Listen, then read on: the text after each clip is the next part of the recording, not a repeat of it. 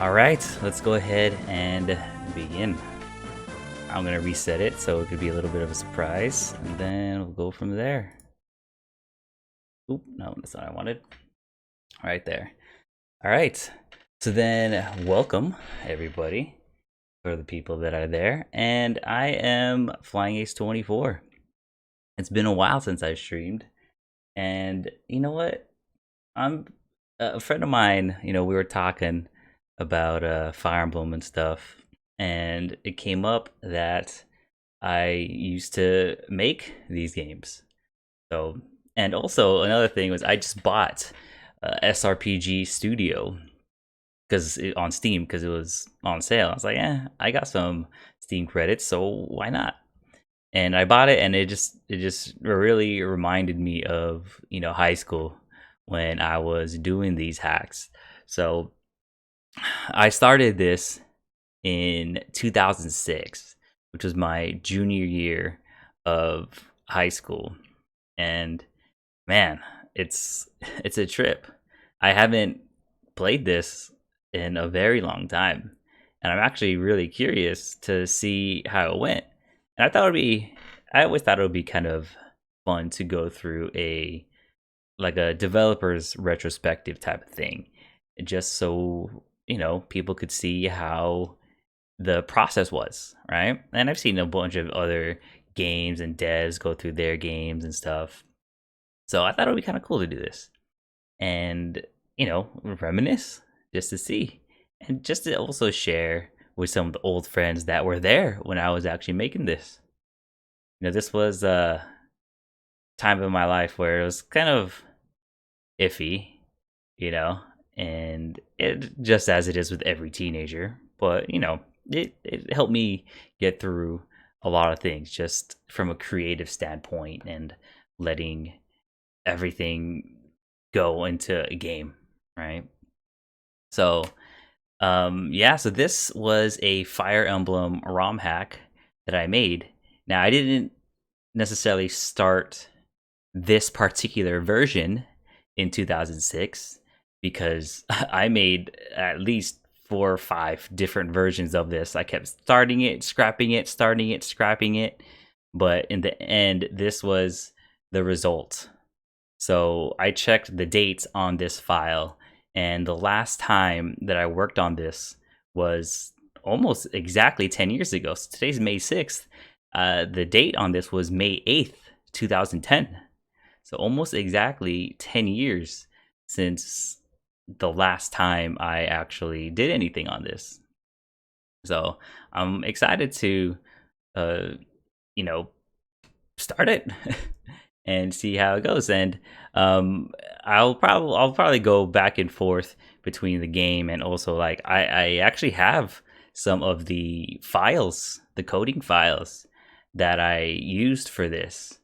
I thought I lost it, but I randomly looked it up on the old file sharing. Hey, what's up, buddy? How you doing? Thank you. This is my buddy, Sense Oh, and Zero, bro. Both of you guys, man. Yeah, Sense Rook, he's my buddy. He's the one that actually got me to actually start doing this. And Zero, dude, Zero was my friend in 8th grade that actually got me into Fire Emblem. That's funny that both of you guys are here. You two are the reason that this happened. So, oh, Princess, oh dang, look at this. I'll party in here. But anyway, so yeah, let's go ahead and get this started. So, this was a game that I started to make, like I said, for those of you that weren't here in high school. So 2006 was when I started this. Let's go ahead and start it real quick. Let's see the intro.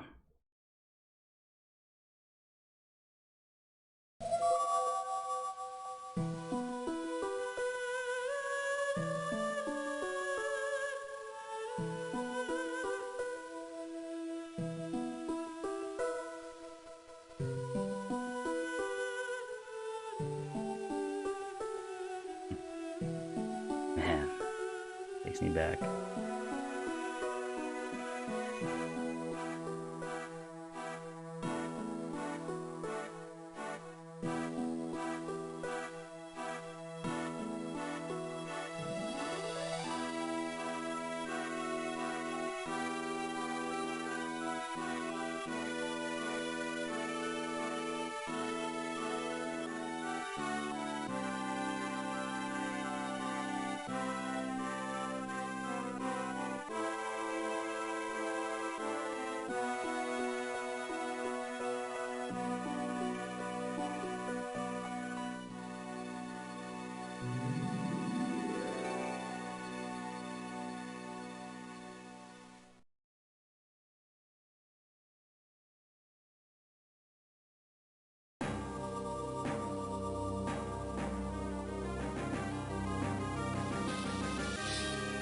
Oh, man.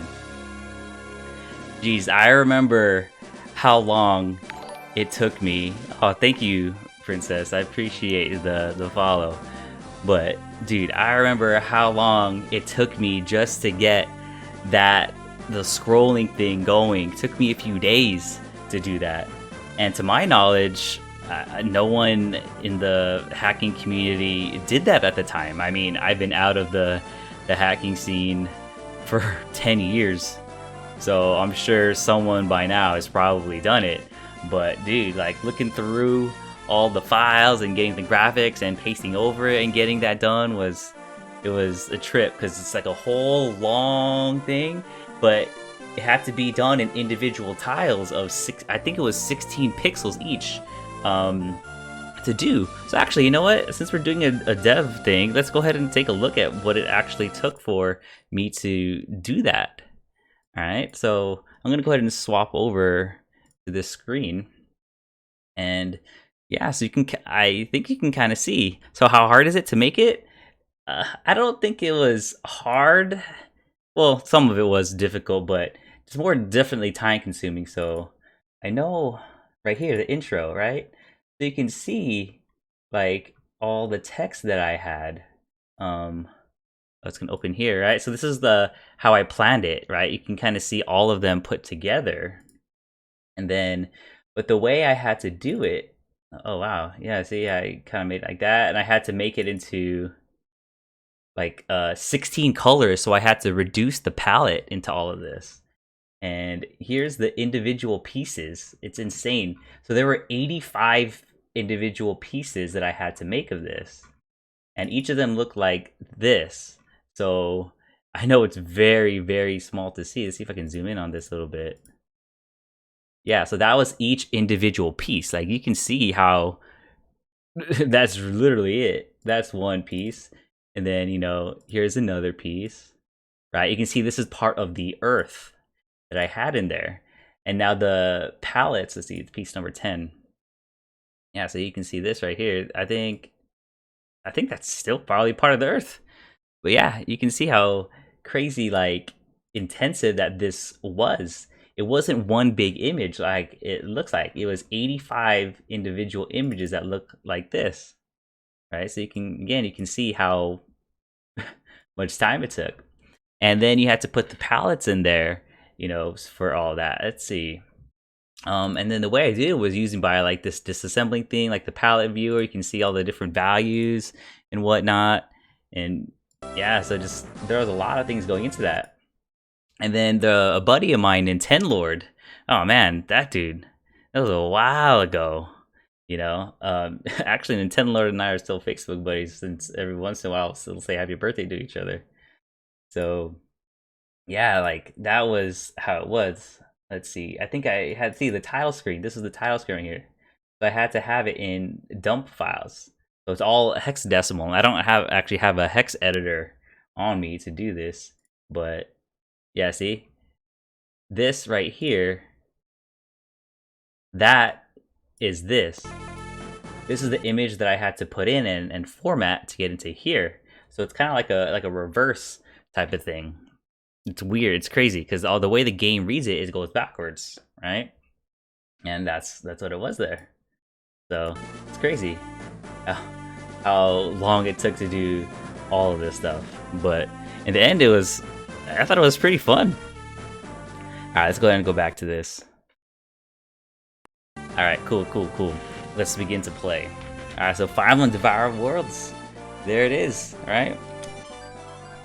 Okay, so this was supposed to be the sequel to my first one. So I made another one called Devourer of Time. It's all good, Christian. How you been, man? I'm assuming this is Christian, right? Persona user. I think I remember your name. I've been good, man. Just staying inside with the virus and whatnot. But yeah, it's kind of not fun staying inside all the time, but it's not too bad. I mean, I like playing games, so it's kind of easy. But anyway, so yes, this was the sequel to my first one, which was Devourer of Time. And that one was just a reskin. You know, I literally just pasted the face sprites in there and changed a little bit of the graphics and everything, and that was it. What's up, Blazer? How you doing, man? Put on a shirt, dude. It's like 90 degrees. It's freaking hot, dude. Can't be putting that shirt on. But yeah, anyway, like I was saying, this is the second one that I did, and the first one was hot garbage. You know, I was a 16-year-old kid. I kind of had the mind of a teenager, just not even good or anything like that. But you know, and then I try to make a more serious one with this, so hopefully it came out that way. So I was unfortunately only able to make 5 chapters because I started over so many times. Like I said, I think this is the 4th or 5th version of the game that I did. This was the most complete one that I had. Alright, hey Complexity, I'm not sure I know who you are. Where do I know you from? That's good, you can put a beautiful face to that name. Alright, anyway, so let's go ahead and let's start out, and then let's walk through how this worked and everything, and we can go through that. Alright, Prologue. I never took this out, what's it called? Whatever this is called, I forgot the hell his name is, Tactician. I never put the Tactician. Yeah, thanks, man. Yeah, dude, I thought the title screen would look pretty cool on this one. I liked it a lot, too, since it was the Chrono Trigger theme. Alright, so it starts out dark. Are you awake? Ah, Ash, what's up, man? What's up? Thank you. Thanks for stopping by, man. Appreciate it. Alright, Aona. The Aona was just the name that I made up.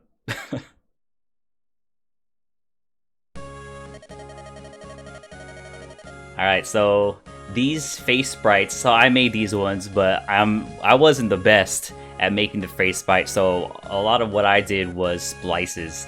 And I thought I was actually pretty good at splicing, at least, and putting things together, or making some custom face sprites and whatnot, so yeah. The inspiration to do this? Oh man, like, the thing for me in that time was I was a really big Fire Emblem fan. Yeah, dude, this was 16, exactly, right?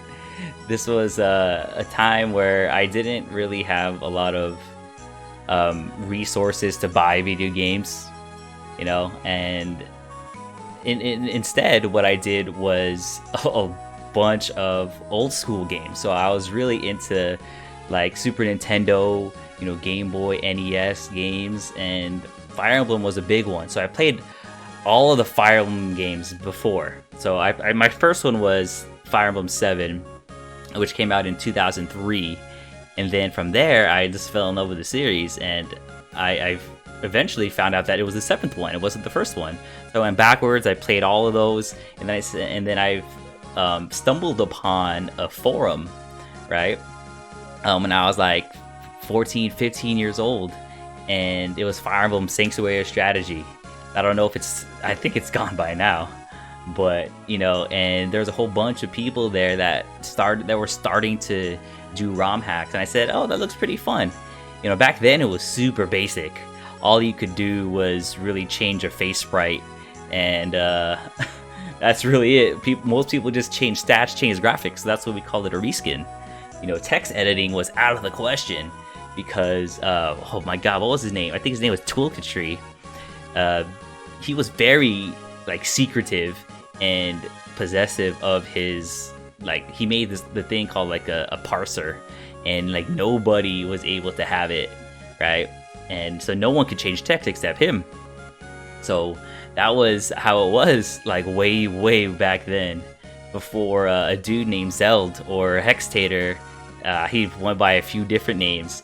He made a whole crazy Fire Emblem editing suite, you know, the Feditor. So yeah, and that just changed the game, because that was just a one-stop shop. You can do everything on there. I'm sure Blazer knows, he was around at this time, right? So that just changed the game with it.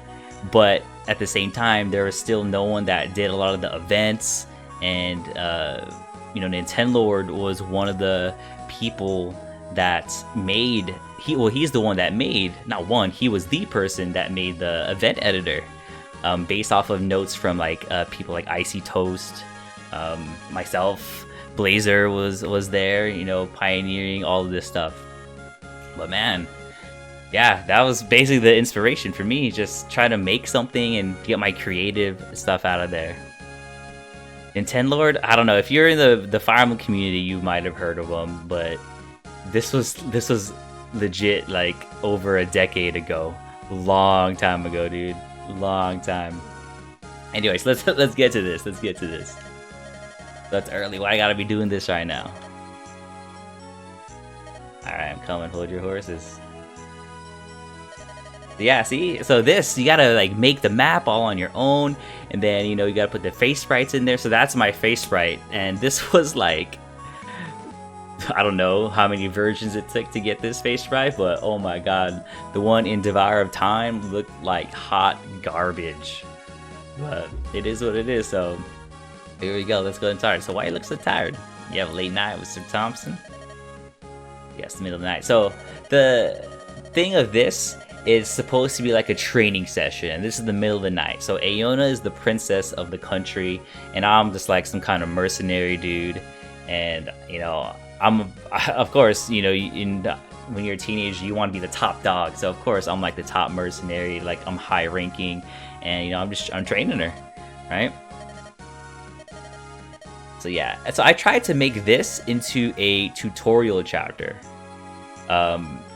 So that's really what it is. You can kind of see there's just us, the unit, and then myself, and then, you know, yeah, you can see it. You can read the text.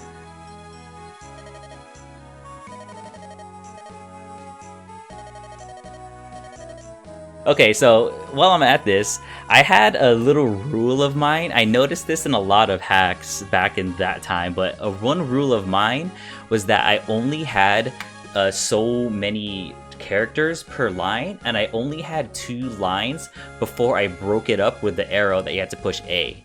Because one thing that I hated on a lot of people's hacks was that the text would just scroll without having to push the A button, which is the little triangle that you see there. So I always had a rule to myself. Watch, you can see it. See? Boom. Right there, see? I always made a point to have like maybe 5, 6, at most 7 words in one line, and then, you know, I always try to make my conversations sound more natural like that. You're not gonna say like 50 words in a sentence, right? So I you know what I mean? So there you go. You can see it, right? Only 2 lines every time. It broke it up, or 1.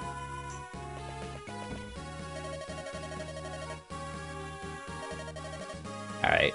So yeah, doing this eventing stuff is like you had to do a lot of things. There's a lot of nuances and like special commands to have that. So you got to make the face appear. You got to make the text appear on the certain slot, because in any given scene there are 6 slots. There are 3 on the right and then 3 on the left. So you can see that these are, so my character Ace is on the middle left slot. So then if you chose the wrong slot to talk, his mouth actually wouldn't move, right? So you have to choose the correct slot. You have to choose if they're smiling, choose if they're not smiling, you know, unload the face. So yeah, there's a lot of things to go in it. So you have to deload the face. I guess deload, I don't know if that's the word, but yeah, you gotta do that. Let's see, sorry, let me go read the text. Went back and fixed some scripts where they just scrolled the text. Yeah, dude. I see. So like you edited other people's hacks, Blazer? Oh man. Alright, so yeah, see, I'm trying to do a tutorial right here. So it says, go ahead and move closer to me, right? So you can see the objective is to train. Alright, let's go ahead and check this out. So one of the things that I did too was I hated making the miniature face sprites.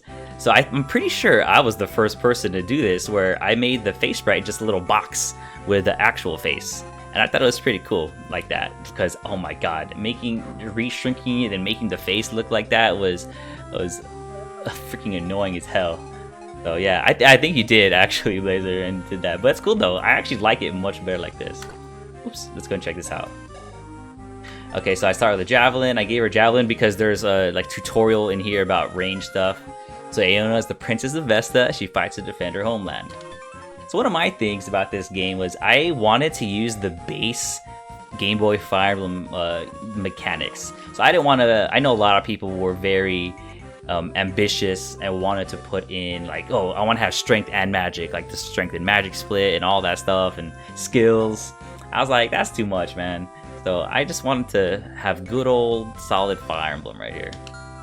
Anyway, so let's go do this. Check out Ace. So you can see here, I'm the boss of this chapter, right? Silver Blade, they got some crazy ass stats right here.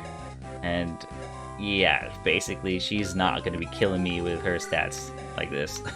Alright, so the objectives get closer, right? So let's go do that. Alright, so like I said, you got a tutorial in here.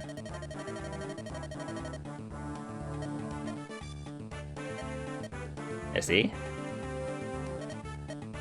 So I try to make this like a real game. You can see I tell them where to go. I'm like, go here, right? And the thing is, I didn't put in the Lin mode force tutorial. I just gave a suggestion, because if you really wanted to, you can go here and attack them. I mean, that'd be kind of stupid, but whatever, right? So I can go over here, right? And just follow his directions. Oh, did I never fix her palette? I guess I never fixed her palette. I guess she's still blonde in this one. I think that was the default palette of Fire Emblem 8. What the hell is her name? I think it was, oh, Amelia in that one. So he's terrain, right? I mean, I don't think it matters in this case because he's not going to attack back. He doesn't have the range. So go here. Let's go and attack. Nothing. Right? Garbage. Alright. Done pretty well. Let's head back to the house. Let's go. So yeah, in the script, you have to do all these little, like I said, like if you want the arrow to point at, or the little box to point at this one, the cursor, put it right there, put it right here, everything like that. Cool. And again, I have the AI, because he's an enemy, he is an AI where he doesn't attack you, right? Because normally they would attack. Alright, okay. Over here. So, can't do anything here. Kind of stuck. I don't know. Usually in most Fire Emblems, when you get to the house, you claim it. But in this case, there's literally nothing. I can attack. I mean, you could if you wanted to, but item, nothing. Wait. So here, I changed the AI to actually attack her. So, there you go. Attacked. Dead.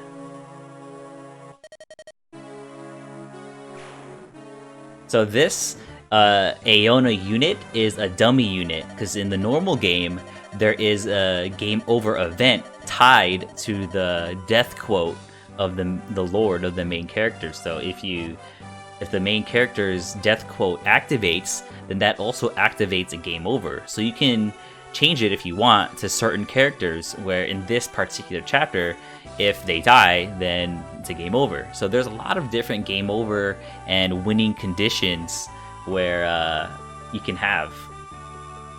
Yeah, I totally shared his murder. But yeah, look, see, it goes with the theme though. It goes with the what's it called? The theme of training. So you can't even go easy on me, right? I thought it was supposed to be a training session. You attacked me from behind my back. Alright, see, it was a training session. Now you know how it feels to be attacked. See, and now that you have that feeling, you never want it again. An enemy doesn't care if you're back turn, which is very true. So this is just dude a hard ass right now. And also for these sprites, I know a lot of people did the FE8 palettes. So they want. So what I mean by that, for those that don't know, is that it was a darker palette.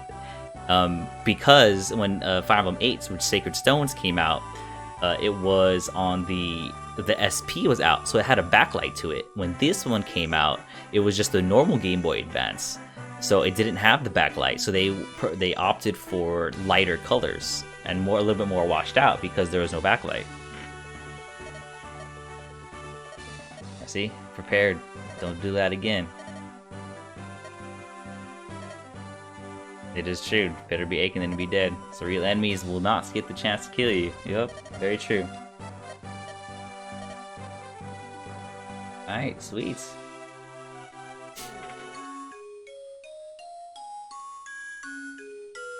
So yeah, that was a very short chapter, but you know, it is what it is.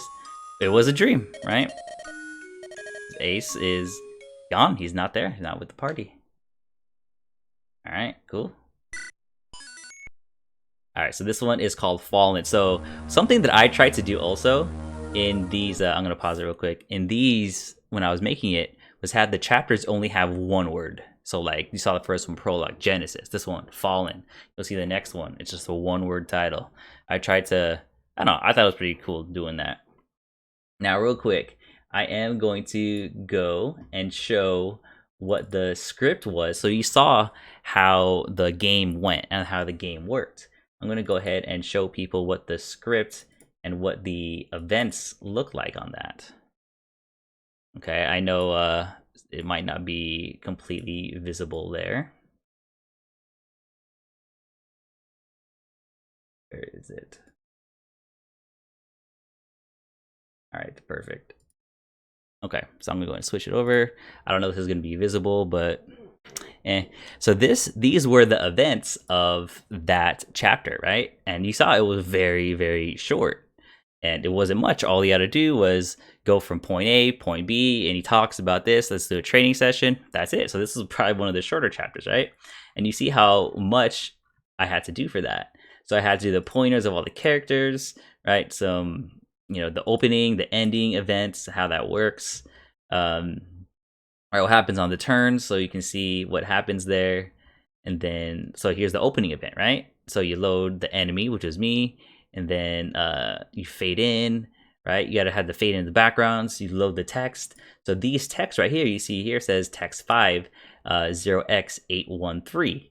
That is a reference to this text, right? And you can see the text IDs right here. And this is all the text in the entire game. You can see it goes from literally everything, from even just the, what's it called? The descriptions, the item names, everything was in this text right here. This was 813, right? And you can see if I scroll to 813, it is right here.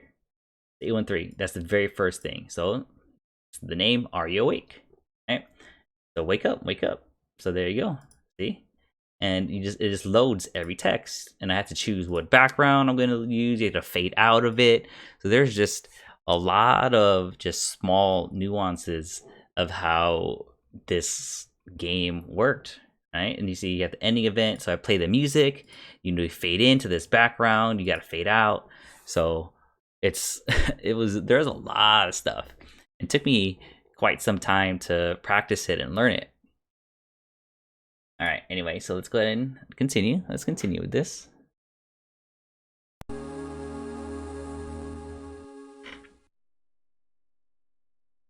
Alright.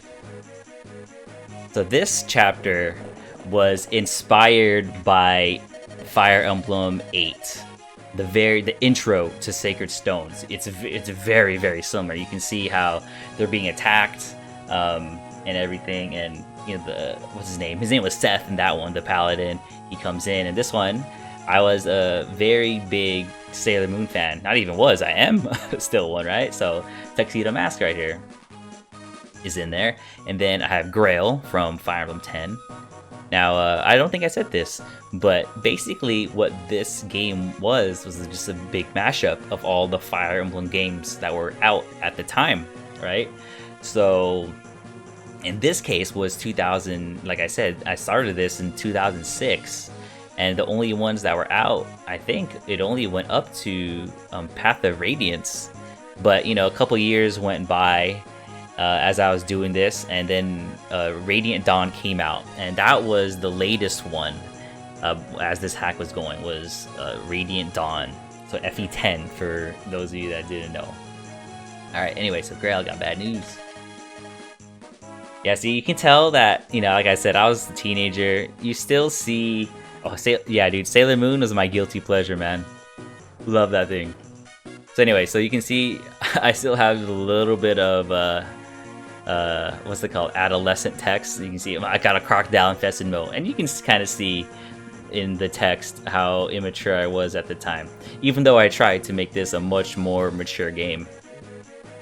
I mean, if you compare it to Devourer of Time, That one was straight up immature. I remember it was like my dad left to go get toilet paper, which is actually kind of funny in today's world considering how toilet paper works.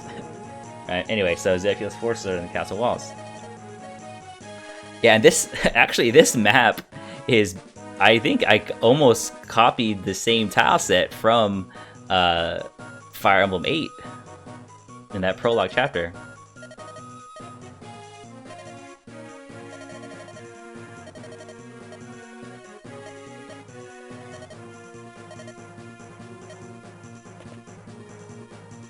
So yeah, actually, the map sprite and battle sprite that Aona uses wasn't in this game. I had to import it from Sacred Stones.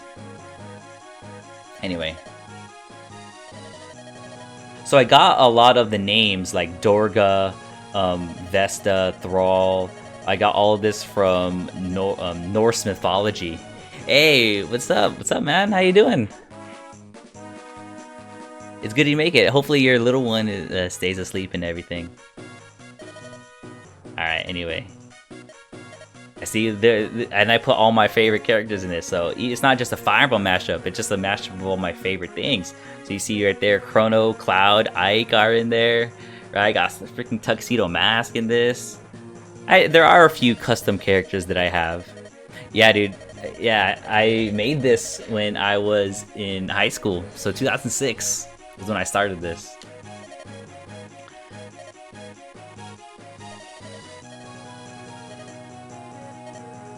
Alright, let's do this. So you gotta load in. See, I think one of the things that I don't think I did a good job on was loading the characters, because sometimes they load in like the middle and nowhere, and then they'll go from there. Like him, the soldier kind of appeared in the middle. I don't think I had him appear on the bottom, but anyway. Yeah, see, in this one of my favorite things to do events for was the predetermined battles. So you can see there, I made him a critical, the enemy. Or scripted battle, that's what it's called. Yeah, see, I made an immature reference there, like, don't touch me. Right?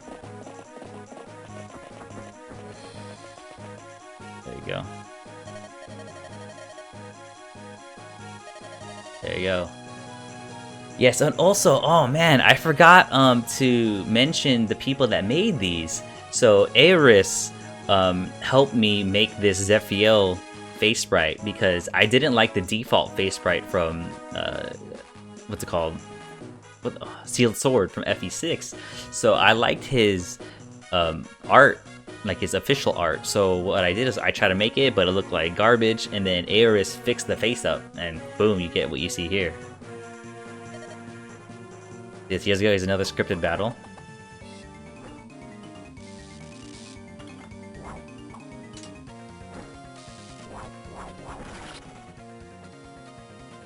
Alright, man. Yeah, dude, Ash, thank you. Like I said, I really appreciate you stopping by and everything, so thanks. Alright, so there you go, see? Ace! There's me, that's me. Of course, I always gotta make myself the main character, right?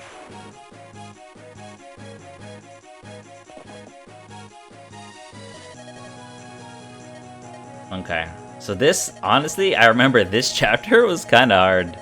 Like, it wasn't like the hardest, but it was kind of annoying. So I may cheat just so I can get this over with and show more the developer aspect than getting stuck on the chapter. So anyway, you can see here. You see, one of the things about Tuxedo Mask character, whenever he's around Sailor Moon, he kind of does this kind of thing where he'll stutter. He's like, no, no, no, oh, So yeah, you can see how he's like that. I try to keep the characters, like I said, in character in doing this. Okay.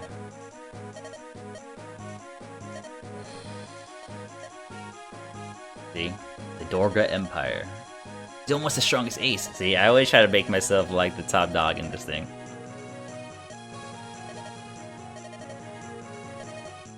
But yeah, in the original one, my dude was ace was super broken. Like, it was ridiculous. You know, he was probably the only one that could actually take on the final boss. All right, let's do this. Okay, so you can see right here, you got Tuxedo Mask. He is the stereotypical pre-promote that you get in this game. So here, you Guardian of the Earth. He's the future king of Crystal Tokyo. He's a paladin here. Alright, let's do this. Alright, so our goal is to escape. Let's do it. Okay, so there's a bunch of dudes here, and they're probably gonna wreck her, so... Let's see, I'm gonna go ahead and rescue her. Hopefully they can't reach me. Like I said, I may or may not cheat. Yeah, actually, that's, his name is Mamoru Chiba. I think that translates to Guardian of the Earth or something like that, because that's actually what he is. Alright, so here you go. Now we got Marth. Alright, so this Marth face sprite was made by the Blind Archer, who was one of my really good buddies during this time. And, you know, he made a lot of actual face sprites for me when I was doing this. Alright, let's go help him. No, my prince. We shall head toward the fort and await their arrival. Alright. So this is probably a dead giveaway. You can see the units here. They're in green, so they are the... right now they're guests. But you can see that he has a boss shield on him. So, I mean, I could have made him a regular enemy, and then what I could have done was switch him, or switch out the character, use the dummy character, and then just delete him, and then re-put him in the background. And then, oh, whoa, I went out. And then put him back in, you know, when there's a background in there, so you couldn't see them switch, and then he'd have the shields. But I didn't, because I was lazy. Alright, let's keep going. So I'm gonna go ahead and go as far as I can. I don't think any of them can go as far since he's a paladin. Alright, so what I'm gonna do is I'm gonna hole up in a forest and just chill and just take him out. Like I said, one of the things in this chapter is that there are just a ton of reinforcements. So you can see right there, 2 Cavaliers just popped up. They're just gonna keep popping up for a certain amount of turns. And yeah, just kind of ruin your day.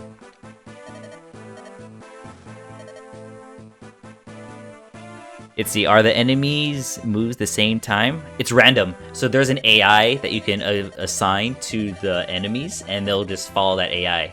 And also there's a random RNG, like a random number generator. So their attacks differ, because it might miss, it might hit, they might die, it might not, it might critical, that kind of thing.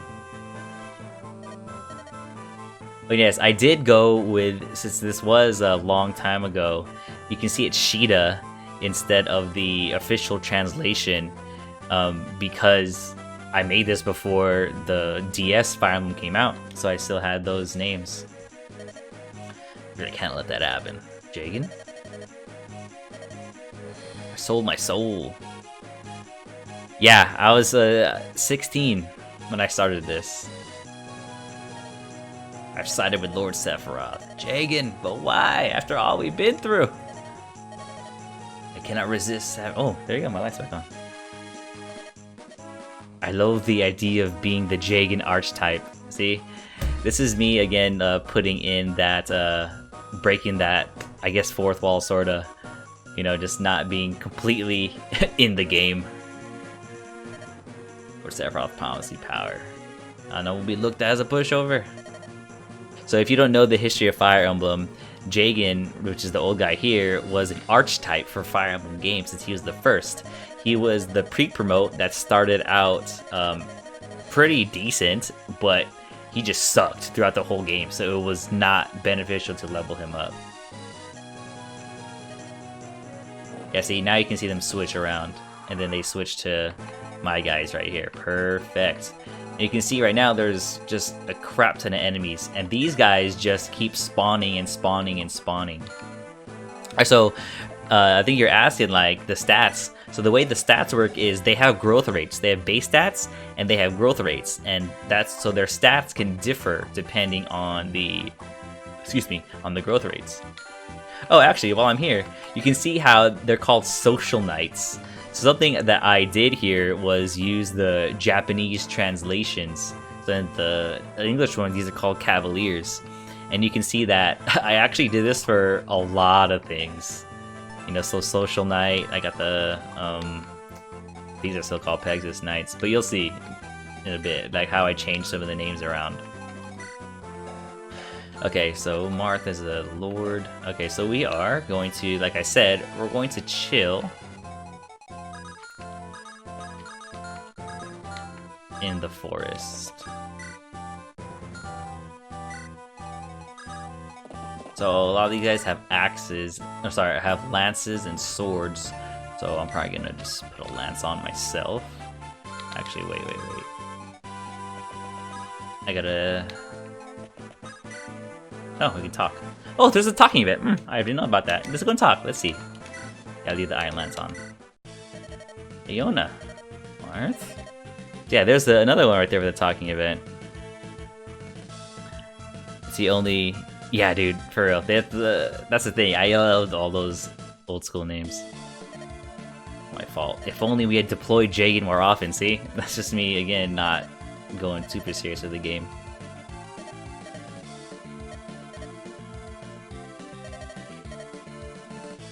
Alright.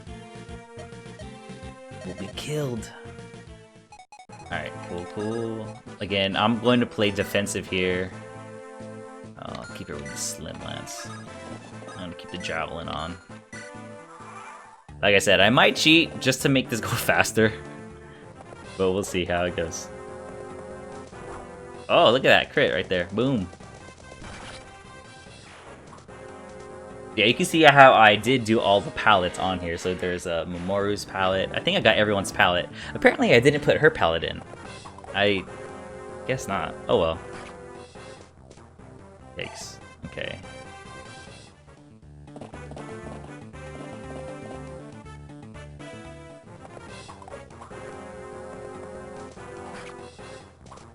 Nice.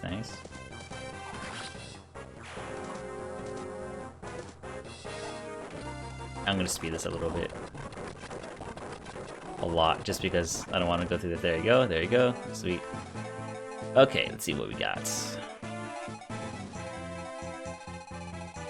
Still a couple more from down there. Alright. I got swords. Let's take this guy out from far away. Oh! I guess I put Nintendo Lord's patch in here where you can do the move again afterwards, because you weren't able to do that in the original Game Boy Fire Emblems. No, this is based off a Game Boy Advance game, yeah, like Blazer said. Alright. Oh, yikes. Hit this guy. Nice. Alright, so one thing you can do is trade. Oh my god, something will go up with my light. Oh, that's actually gonna be really nice. I think Marth is the only one. Let's just wait it out.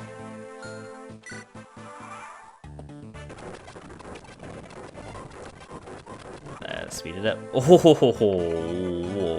whoa. Whoa there. Alright.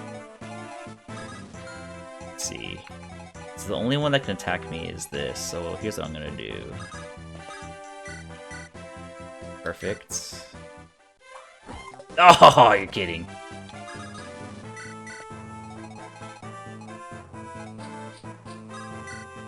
I'm just gonna have them go at it. Yeah, mostly have lances. This one guy has a sword. Alright, let's do it. Unfortunate.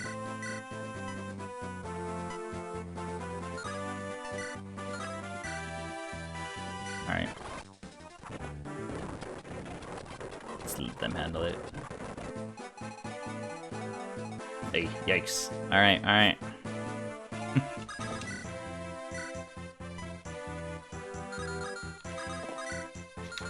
I don't want them to get the forest.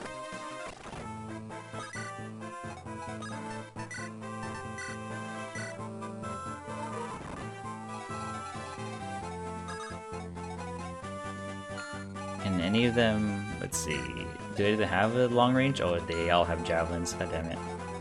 Alright. Because where can I drop her? I can't drop her anywhere.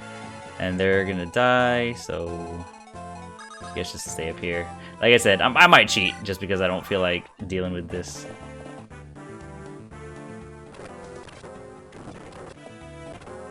Woo, woo, stay alive, my friend.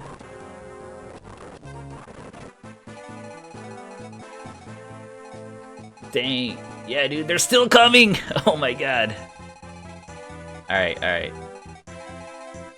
Honestly, I don't know what the objective is. Is it to escape? You know what? Let's speed this up. So yes, I am going to do this. Oh no, did it not save? Oh crap, okay.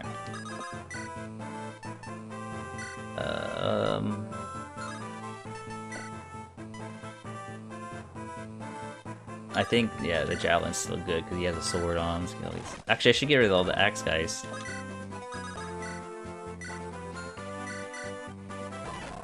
Yeah, they all have javelins, that's why. That's the thing that's annoying, because I can't not get hit.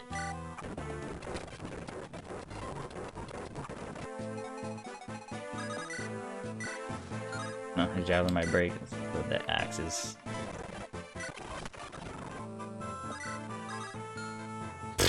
Oh my god. Alright. Can I send you this hack?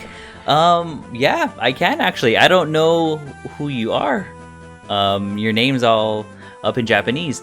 But yeah, so by the way, this is going to be on YouTube as well. I'm gonna have a little archive for this for any of the people, because I know that there's a lot of people on YouTube that were all excited for the hack and everything. And I didn't actually use my YouTube for a very long time, for like 10 years.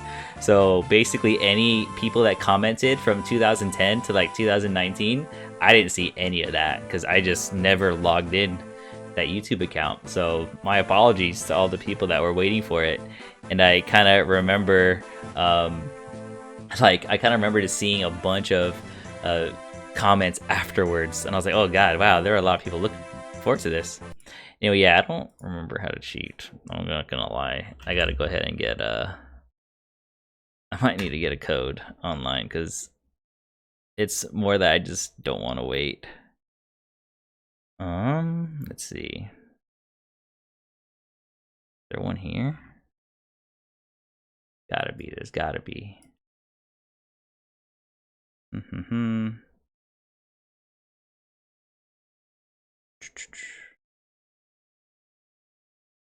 Okay, perfect. I'm going to use this code.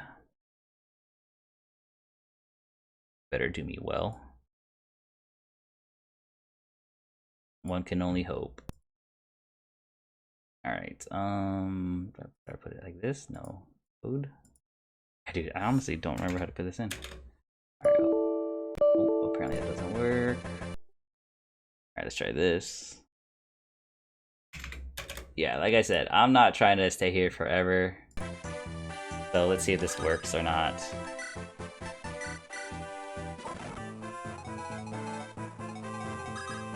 We'll find out.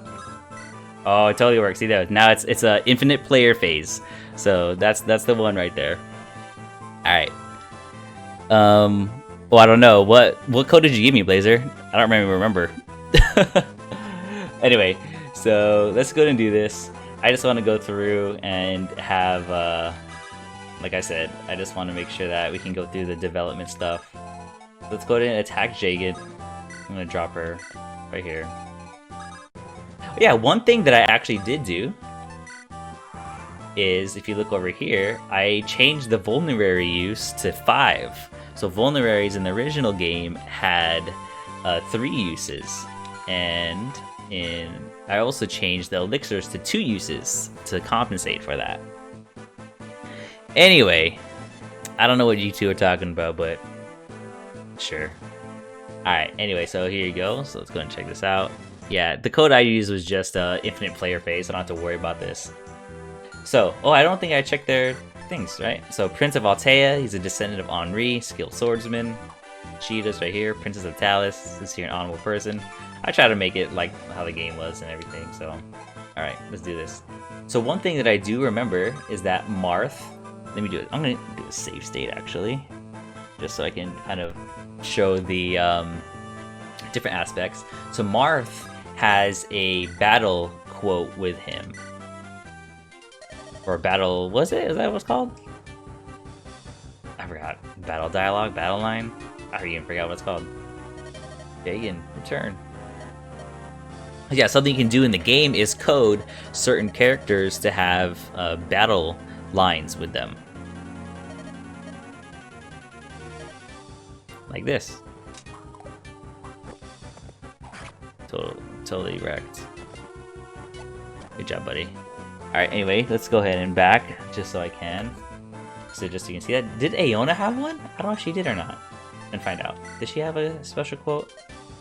No, she doesn't. Okay. So, just checking. Like I said, I'm doing more of a debug run than anything. Yeah, see, power. I must have my power. Alright.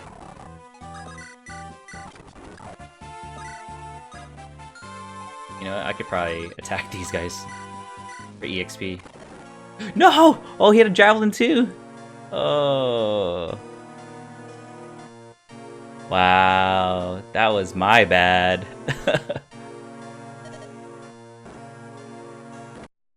Wow, I don't think I can start over from that from player phase because it was already player phase. Alright. Let me look up where those codes were again. Wow, that was stupid. I totally just screwed myself over. Let me see. I think she's slot 1. Change her EXP to never die. Basically. I'm gonna put this in real quick. I think it's 1F. Alright, let's try this again. But she should have more HP at a time. What? Oh my god, I had 36 and I still died. Okay, apparently that's not it.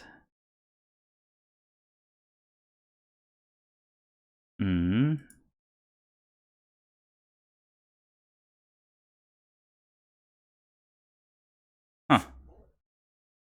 Well, alright, well, that's terrible. I totally just screwed myself over that, right? Dude, I straight up played myself. Oh my lord. Alright, I might have to restart that chapter. Oh god.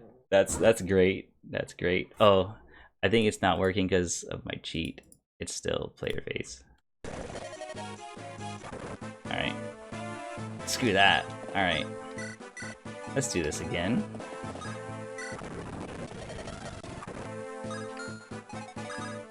Wow, that was quite embarrassing. I'm just doing it so I can get the events to going. Huh. I guess it didn't work. Alright, let's do this now. Okay, so now we saw that. Let's go ahead. Set them off for now. We can go a little faster. Like I said, there's a talk event. Let's just trigger the talk event. I don't think there's any long-term events on that one, so no need to worry.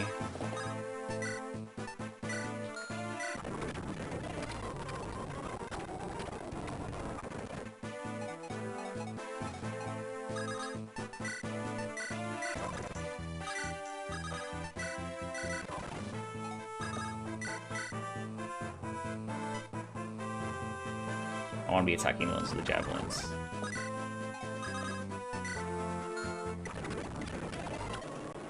Oh my gosh, he'd be dead! Alright, cheat time. Okay. Wow, I suck at this game. There you go. Haha. Ha. I'd be cheating this out. Okay. I'm over it. Let's just finish this chapter. Yeah, like I said, this chapter is kind of rough just purely because of how many reinforcements you have. I do want to get some experience though. I don't want to screw myself over in that department. Just be careful. I don't think there are any more turn events anyway, so it doesn't really matter whether I do this or not.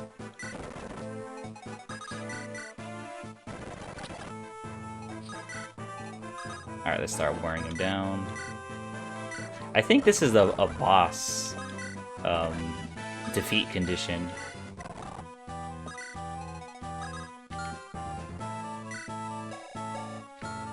It sucks, like, because of the new Fire Emblems, you can see, like, the info window is so much more detailed. Like, I can't even see what weapon they're using. I have to actually look at it. Their javelin. And I can't even see, like, their, like, attack radius. I have no idea, so it's kind of like this. That's one of the new quality of life changes that you have in the newer games. How about this one? Iron Sword, perfect. Use a javelin on this one. Let's get that EXP. Double team him. Nope.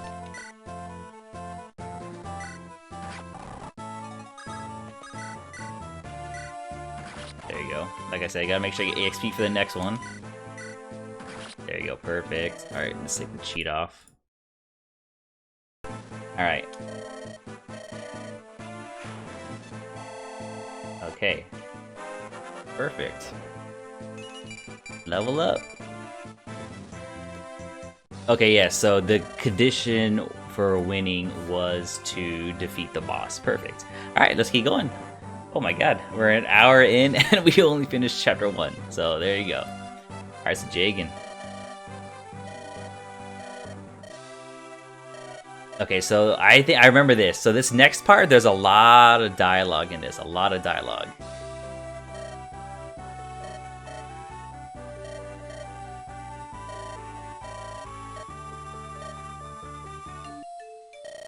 There you go. Oh, this Chrono sprite is one of my favorite face sprites in this game.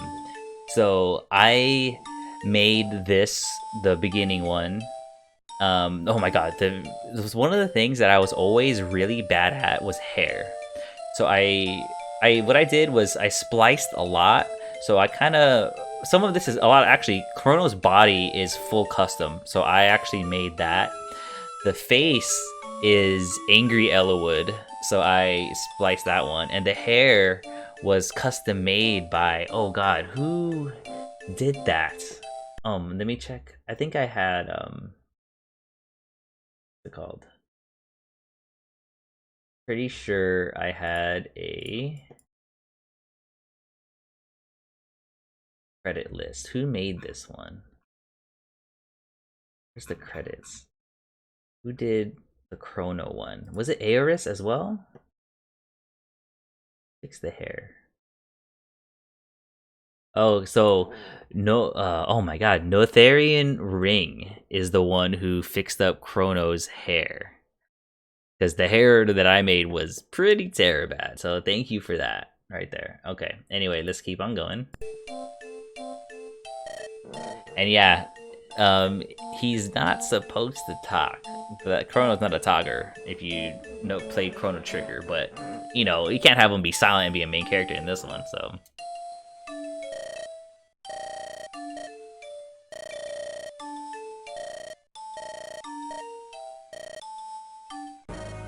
There you see, and then you can see that there is a music shift, and that has to be a command in the events, the coding in the game.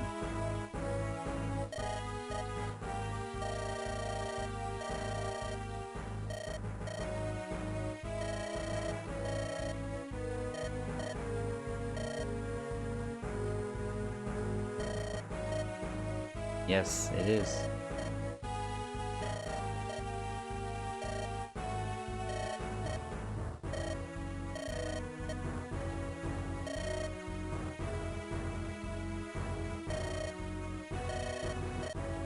So yeah, I had like a leader council type of thing in this.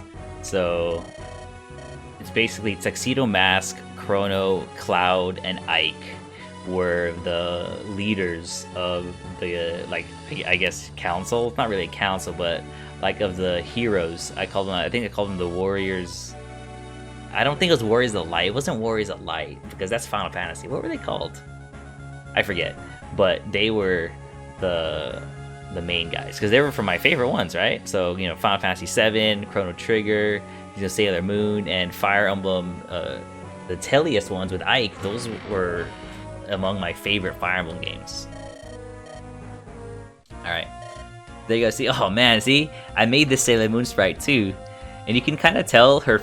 I don't really like her face. It's kind of meh. And yeah, you can see like the body and stuff. Actually, that's not terrible. But yeah, the hair, ugh, I don't really like it. But dude, that Cloud sprite right there is amazing right here, dude. This is the one, the Cloud sprite.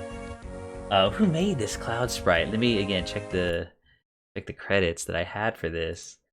So Cloud was made by Vampire Elf.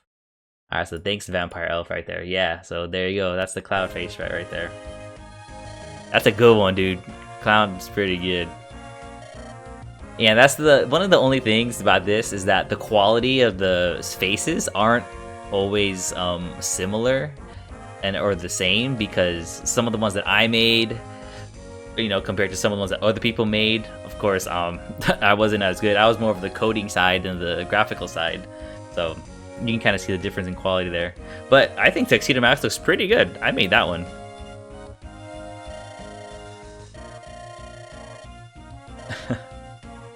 Yeah, see, I try to get Cloud's grumpiness in there.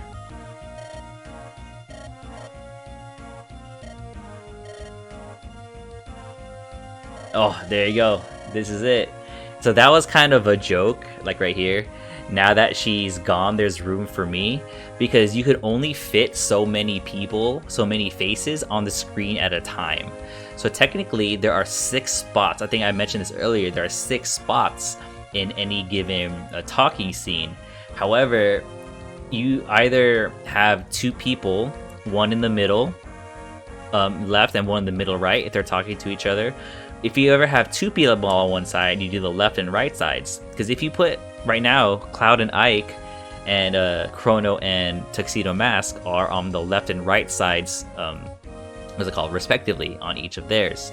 However, if you put someone in the middle slot, it just gets way too crowded and you can't have it in there. So yeah, this is kind of a joke on that, because you couldn't fit him on the screen with Sailor Moon on there. But anyway. So yeah, Ike is also kind of similar to Cloud, in the sense that he's kind of grumpy as well. Not as grumpy, but something like that. Anyway, so you can see he's like, get over it.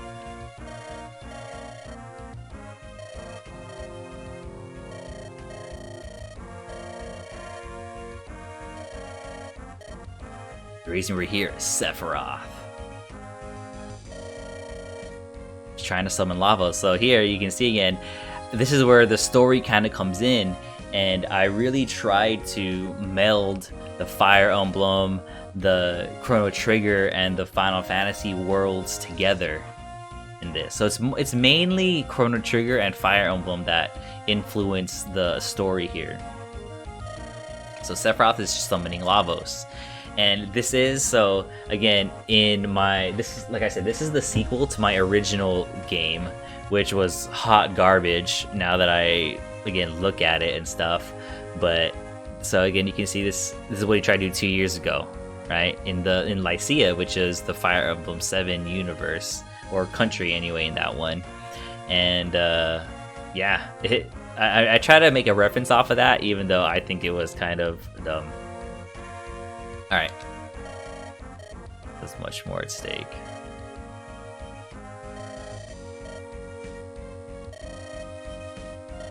The original Devourer of Time.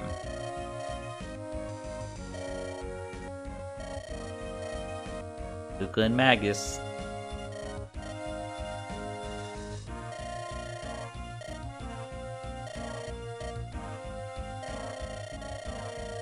Yeah, see, there you go. See, I'm combining it. So if he absorbs Lavos' life stream, his power would be unstoppable. So I never did finish the game, obviously, but I did have an idea of how the direction that I wanted the story to go to. So what I'm going to be doing after I finish the 5 chapters, I do kind of want to go through what was the direction of the story going and what I had planned, because I actually planned I think there were like 30 chapters in here, not like script for script, but I had an idea of what I wanted to do in each chapter. So like I said, this started in 2016 and I finished it in 2010, right? Wait, what did I say? 2006, sorry. I started when I was 16, so 2006 all the way to 2010. Now, I didn't work the whole entire 4 years, because I had school and whatnot, but, a lot of it was planning and everything, so. Anyway, yeah, dude, these face sprites look good. I mean, that Tuxedo Mask one is iffy, but the Ike and Cloud and Chrono look great. Oh, by the way, who made Ike? Ike was made by Blind Archer. There you go, that guy. Look at my buddy, Blind Archer. Alright, so see right here, the only way is to break the seal and use the fire emblems. So, actually, this line, I think I got from Iron Man 2, right? They're limited by the technology of their time. And actually, this was before Thor came out. That's why I used Asgard, because I think I said a lot of the names in here were, what's it called, influenced by Norse mythology. So I used Asgard, and that was before the Marvel universe got all big and everything. Like I said, this started in 2006, so.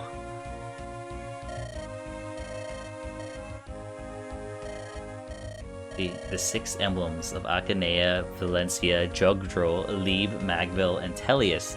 So those are all the continents in the Fire Emblem games, which were the only ones that were out at the time. Like I said, this was 2010 at the latest when I finished it.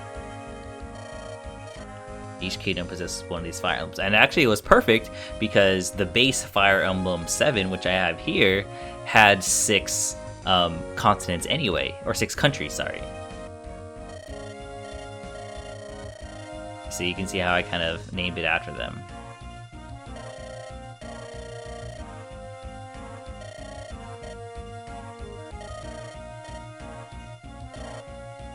Ace got captured. Actually, oh man, I so wanted to program and code this. The stealth attack and the escape with Ace and with his party was going to be pretty good, because they escape and they have no weapons and it's a stealth map, or that's what I was planning on anyway. And stealth maps in Fire Emblem were like not a thing. And I was actually inspired by one chapter in Path of Radiance where there was a stealth map, and we got bonus points for not getting seen by the guards. All right, man, you have a good one. Thanks, Christian. I appreciate you staying in, man. Have a good one. All right, so stealth attack of the failure. Force has been captured. Okay, you do the same for today. Yep. So we're gonna split up and everything, and so Tuxedo Mask is going to go ahead and rescue me.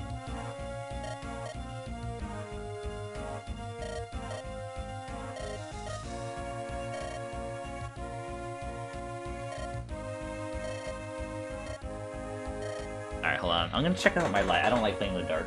Give me a quick break.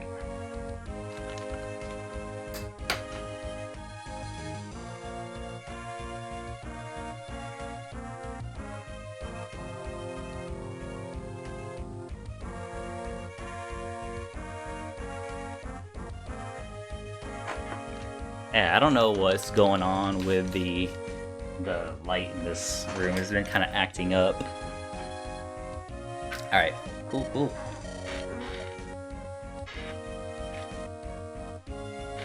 There you go, see? They all leave, and Aona, there, she's hearing it. So Aona is supposed to be my love interest, who, like I said, just a made-up character, because at the time I wasn't... Oh, that was actually weird, that the... I noticed that the flash, it faded out and it kind of faded back in. I wonder if there's anything with that coding that was in there. But anyway, so there you go. That was chapter 1.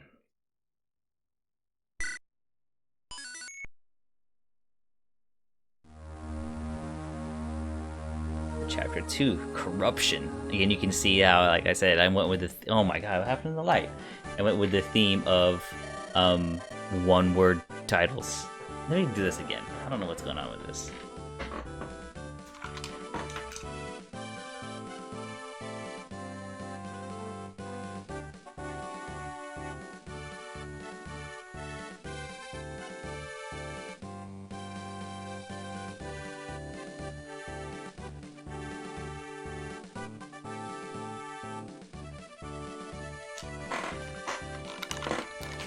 Alright.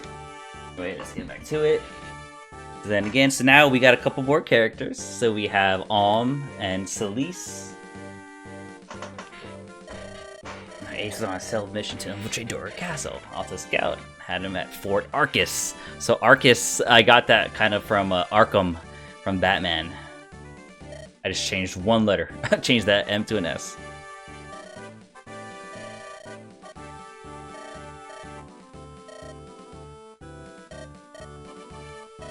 Yep, so there you go. Power of friendship.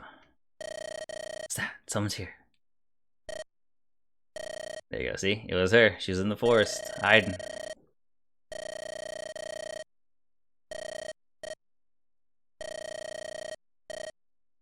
It's not a vacation. Did I misspell definitely? I don't know if it was just me or if I noticed that or not.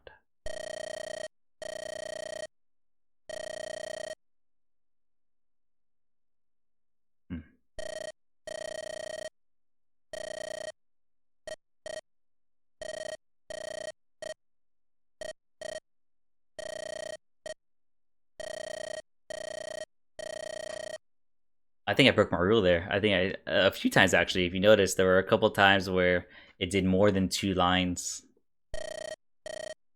before the A button press.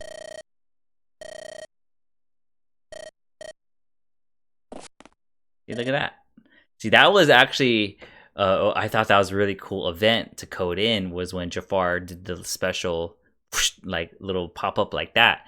Because most characters, when you code them in, they just legit just appear, like you saw how Aona did it here.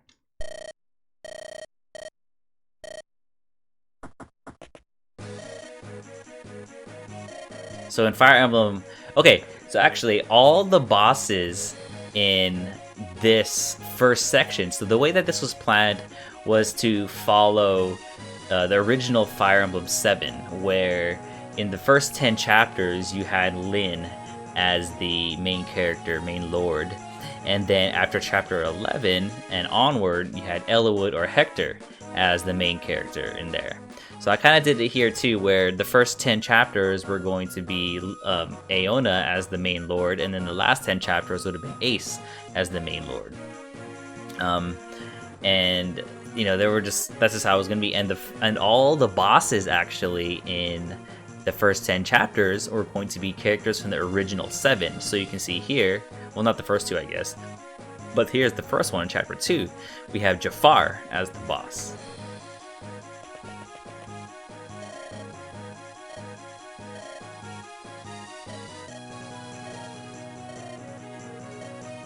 There you go, we get her preferred weapon.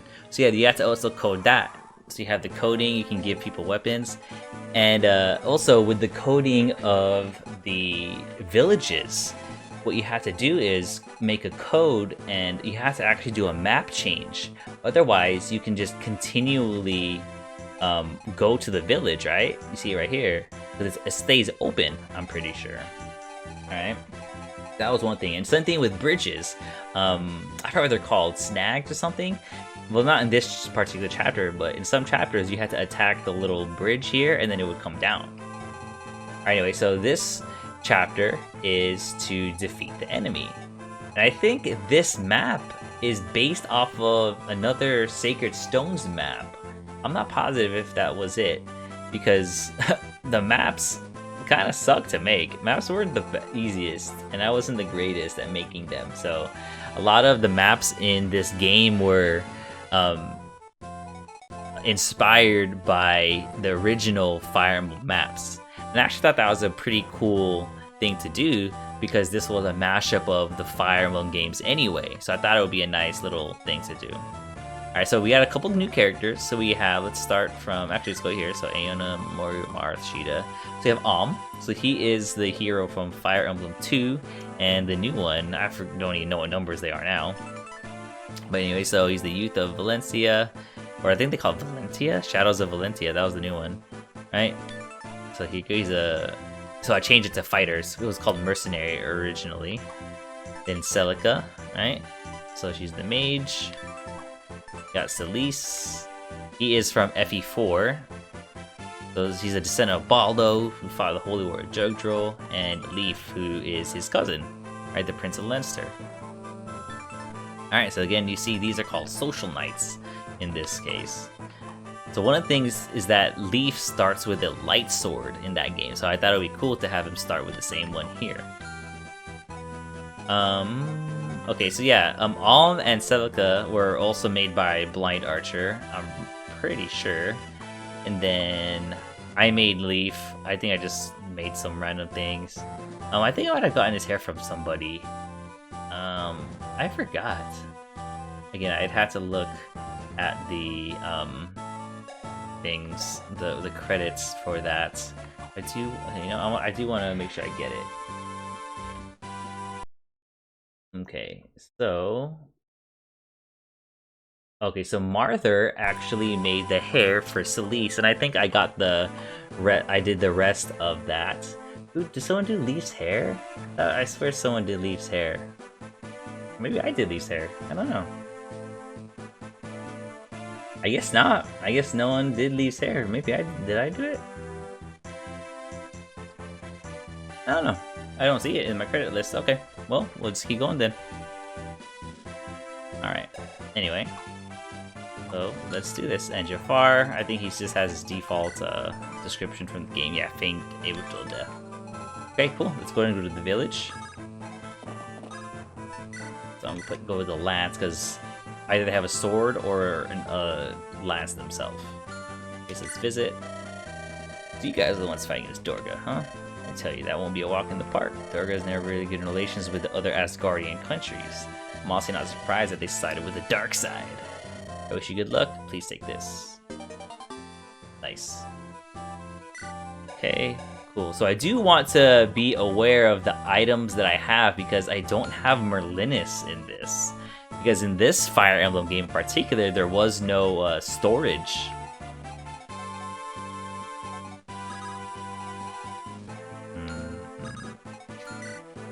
See, he has 5 already, so I do want to be careful with him.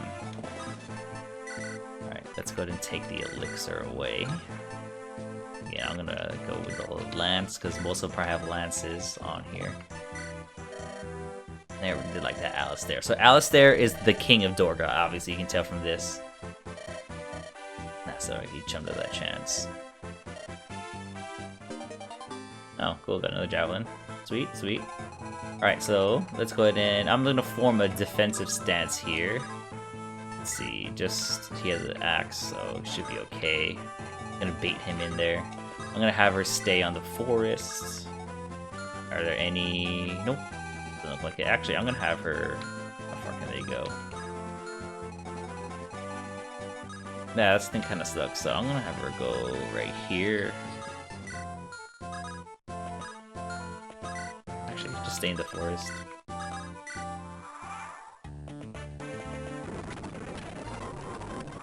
Okay, cool, cool, cool. Now let's attack. Nice. has, I think he has 4 weapons, so I do want to be aware of how many he has. Alright, so all these guys, these are mages. Now she can have her attack.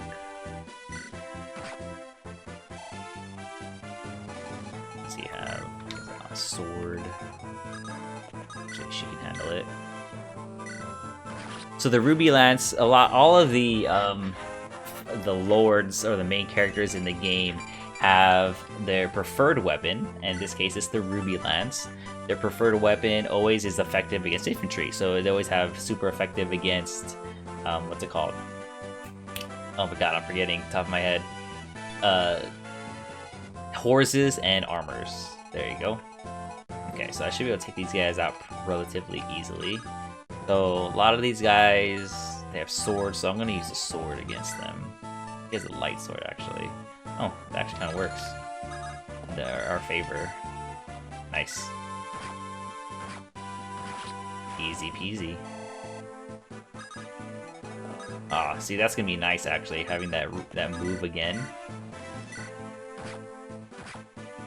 Ooh, ooh, that's not good.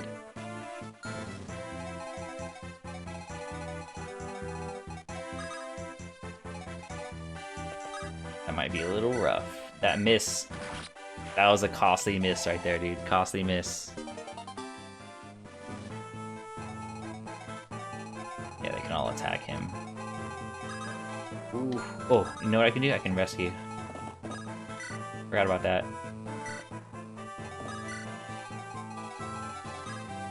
Okay, yeah, perfect, perfect. And I can actually take him and drop him back there to safety.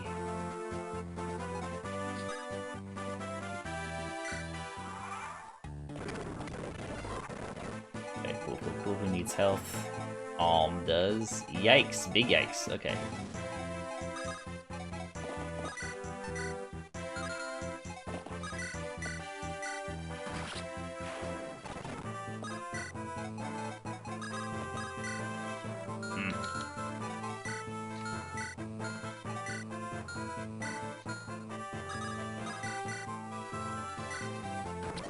No, he got hit! Oh. Wow. Alright, whatever. For completion's sake, we're just gonna continue and keep going. Even if people die, it's all good.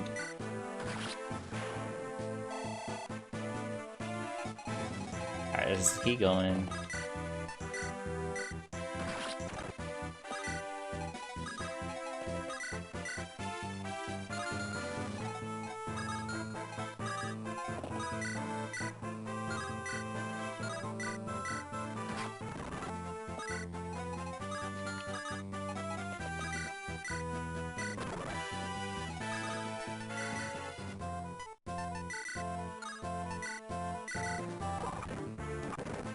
Alright, let's see if we can get to this village. Ah, I can't get to the village yet, so that's alright.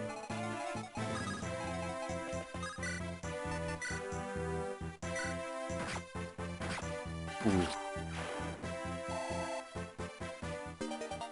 That's rough. Let's see, do any of them have... Oh, that he has a javelin. It's gonna take him out.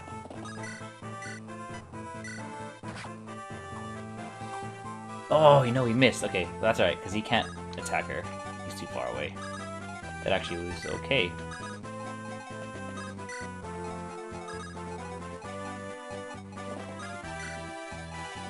Alright, cool, cool, cool.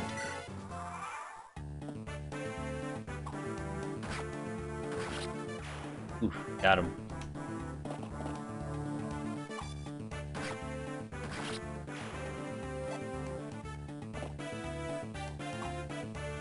Ooh, that was close actually. That didn't work out as well as I'd hoped, but we tried, we tried. Alright, let's do this. I can get data on this. Huh? Oh my god, I forgot! I put Batman in here too! Oh man. That actually is a pleasant surprise. I totally forgot that I put him in here. Oh man. Okay, so I made this Batman sprite, and I made him off of oh god, that's a good thing. That's good stuff.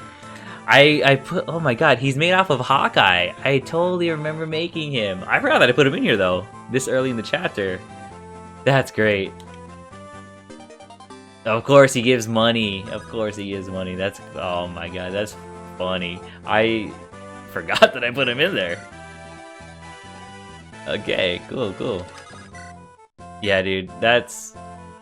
I'm very happy with that, actually.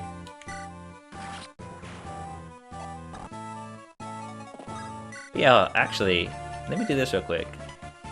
I didn't put the, I want to see their palettes. I forgot about it. Okay, so Celicas Pals, I think I put everybody's palette in. Apparently it's only just, what the hell is her name? Aona. Aona's the only palette I didn't put in. Alright, so all I got left.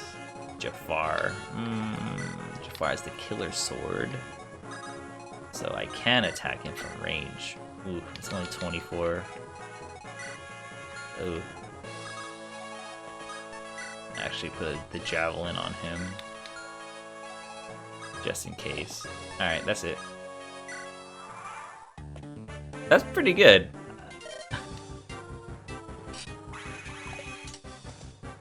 Oh god, this is not gonna be fun because he's on a freaking... He's right there.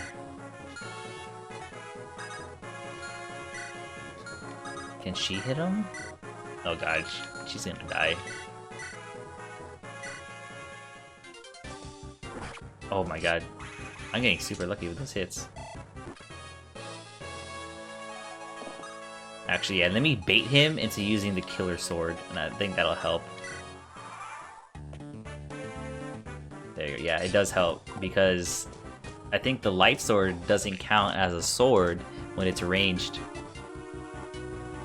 Right? Dude, you're telling me, man. This totally fits my cache, right? I got freaking Sailor Moon, I got Batman in here. Oh, good. That's so funny. I totally forgot that I put him in there. Alright. Perfect. So now he is ranged, so I could probably hit him. Maybe. Oh, crap. Just in case I miss. I don't want to have a game over. Okay, perfect. Alright.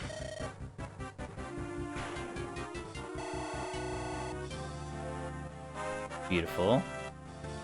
So Marth died! Oh well. Dude, why does my light keep turning off? Okay, Jafar. He was on our side, wasn't he? Why'd he fight against us?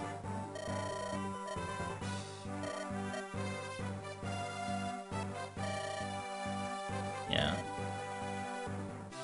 Yep, 2 hours, that's not bad.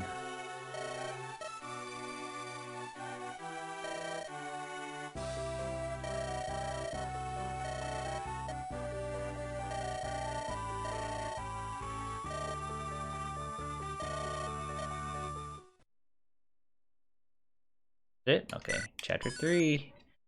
That's not one word. Midnight Defense. Alright. Do you remember playing Chrono Trigger back in the day? No? Oh, dude, you should totally play it again. The nice thing about Chrono Trigger is that it's not very long. Even when you do the whole entire game, like with side quests and everything, it's not long. And that's one of the reasons why I play it like every year. You know, so I gotta find a time to play it with this one, but yeah, dude, there's a lot of stuff in Chrono Trigger in this game because this is my favorite game of all time, and I don't think it'll ever change from that. Yes, Chrono Trigger has 13 endings, and the endings aren't like how some games are where they branch based on choices. The ending here, I guess it's sort of a choice. The endings here are based off of when you beat the story. Because if you beat the story at this point, that means... So, when you play through the game, you generally play through it normally because you're usually not strong enough to beat him, right? But if you most people go through the whole entire game, that's the normal ending. But let's say it's like a linear, right? Here, there's a camera. It's line. Let's say all the events happen normally, but if I do it here, right in the middle, that means, that means all the events beyond that don't happen since you beat the game early, and it shows you what happens if you stopped and never did those events. How would that affect the rest of the time? You know, because Chrono Trigger is obviously about times jumping and cause and effect. So that's really how the game was.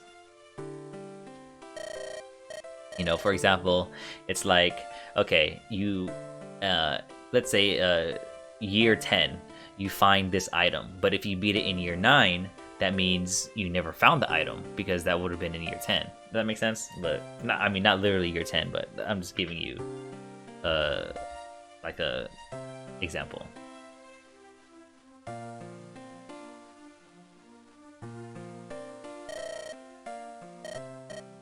Okay.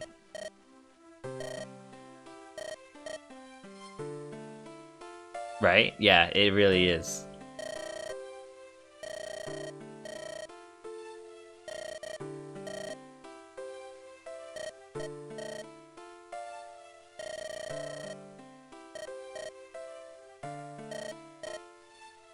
Yeah, so I didn't know how to best put the game in here. So the way I'd had the story was that this is like the central universe, I guess you could say, right? And they just summoned everyone from the other universes. It's kind of like a multiverse type thing. Kind of like if you watch the Arrowverse TV shows, I guess it's similar to that. Where it's okay, there's a whole bunch of universes, and there's the main one, like the one that Flash and Green Arrow are from. That's like the main universe. Then you had the sub ones. This is kind of how that worked, and I tried to explain it as well. I think it's after this chapter. I tried to explain how all the countries were formed and all the universes were formed, because the way I planned it was that it branched off from this main world, and then everything, like all the battles, just fractured like reality, and all the other universes were created. Anyway.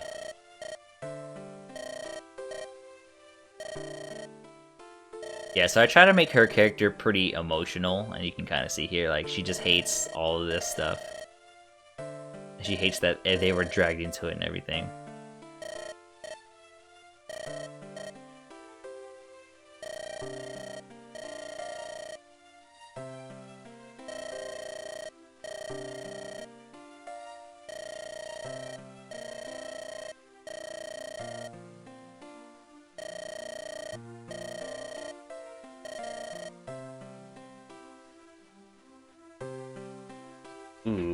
Ooh. How many hours I put into making this? Jeez, dude, a lot. Hundreds, like literally hundreds. Oh, I don't think you were here for the beginning. Actually, once I for this, I'm gonna go back so I can show you, because you missed the beginning part. Once I start, that way I don't have to redo everything.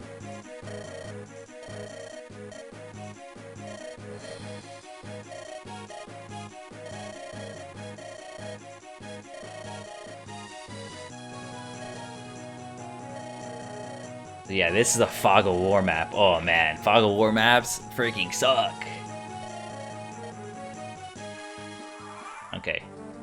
Okay, so let me go ahead and restart this real quick, so that way you can get an idea. Alright, so yeah, you missed the beginning. Let me go ahead and restart it from there. So check it out, here you go. You can watch the beginning of this.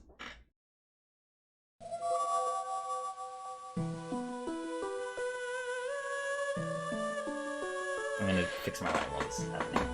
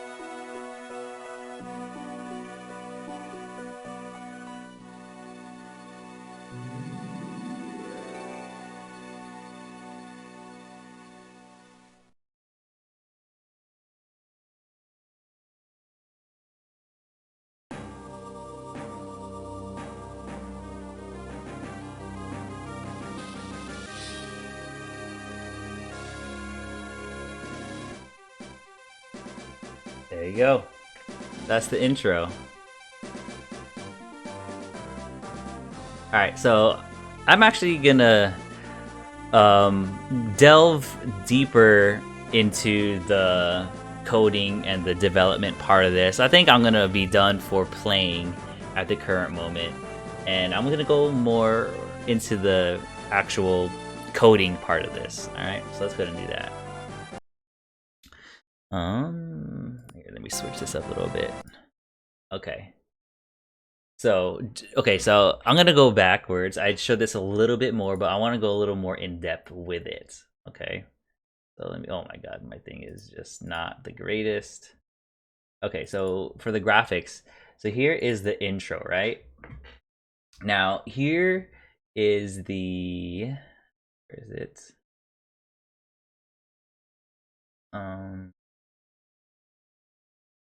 This one. Yeah, all right. So you can see right here, this is the black and white image, right? So I put all of these, and what I had to do was make them into 16 colors.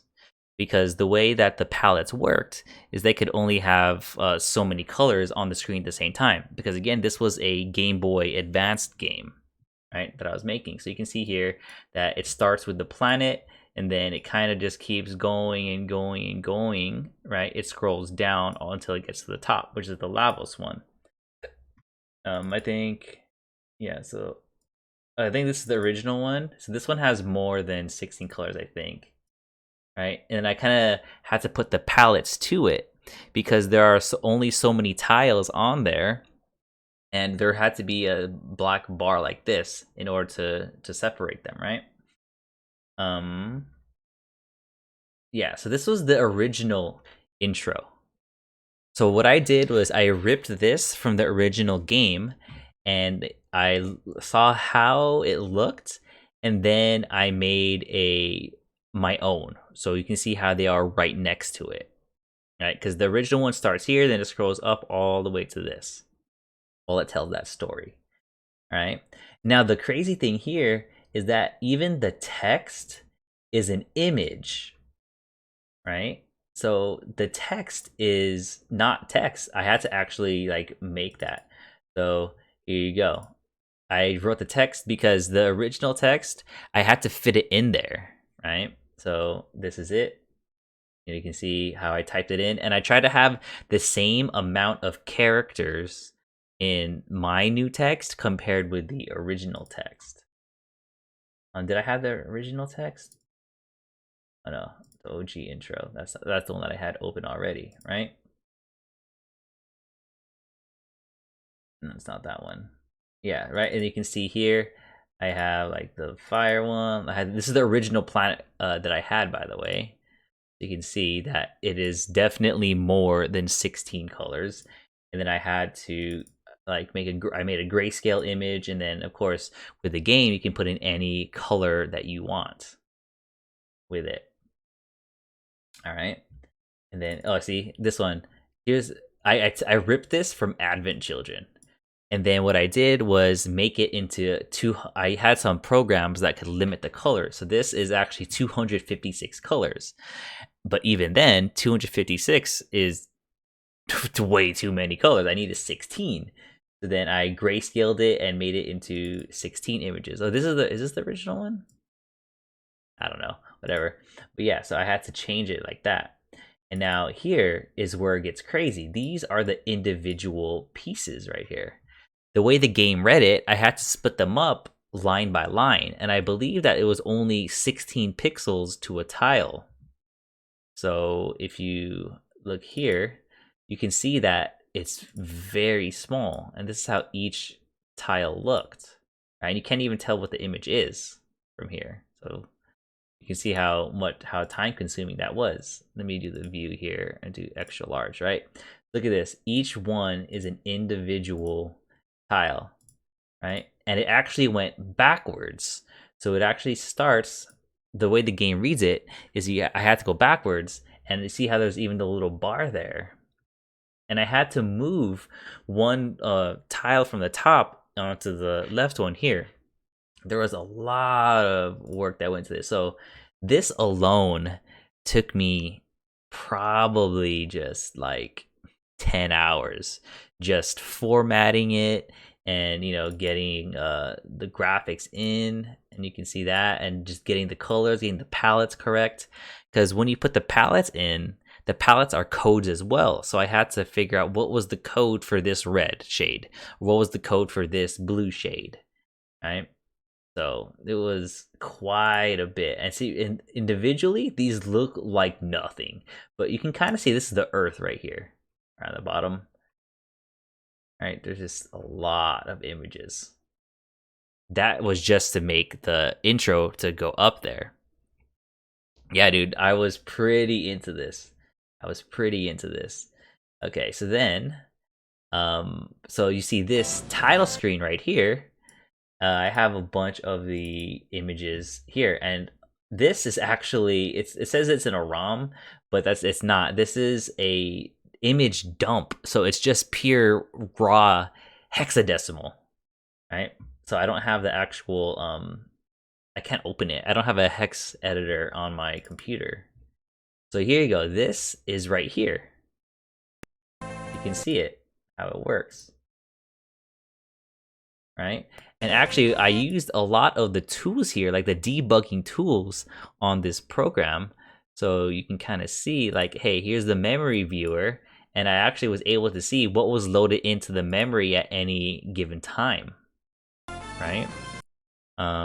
Let's see. So like a tile viewer, I can kind of see here's the tiles, right? At these at any given offset, what's there. I can change the palette to kind of see what it is, right?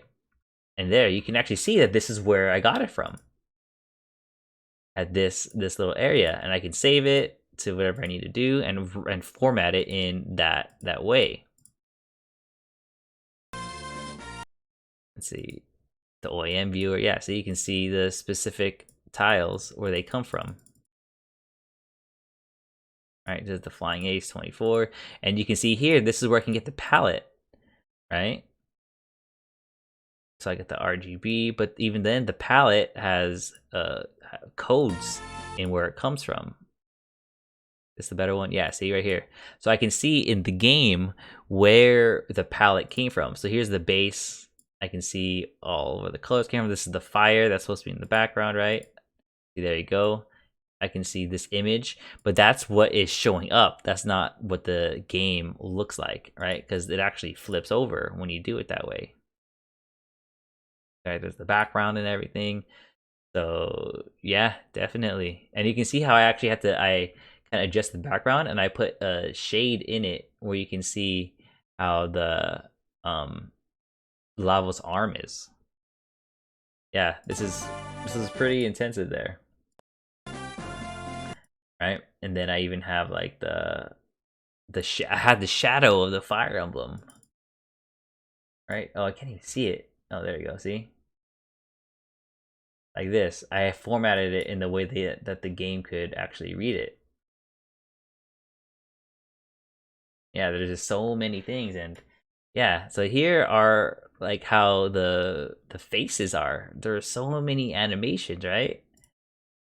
And I had a whole list of all the characters that were going to be in the game over here already. Actually, I want to open this with Paint. I think opening it with Paint would be a little easier, because that's how I actually did all of this with Paint. That was like my thing back then. So I kind of edited a little bit, because this is my wife currently, but it used to be Aona it is Aona in that one. But yeah, you can see I have all the characters in here, right? There's all the characters that were planned on being in the game. Right, so these are all the playable characters that you'd have, right? And I split them by where they came from. So these were real people. Now I actually kind of edited this a little bit later on, because I didn't know Dan at the time, but there he is. He's right there, you know.